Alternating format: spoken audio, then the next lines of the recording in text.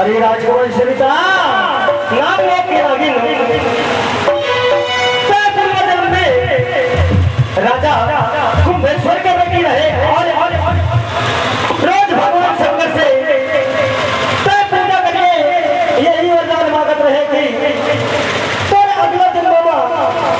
तो सपना हर पूरा हो जाए। देख हरि के लीला अपना पार है जो राजकुमार नाते सपना देखे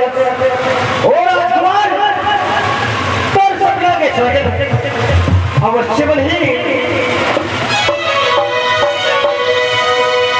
लेकिन ओ राजकुमार ओ बड़ा कहाँ मिली बताओ ना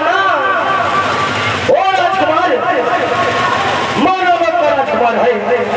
और एकर से भेंट होकर तोरा मानो लोग जाना पड़ी सरिता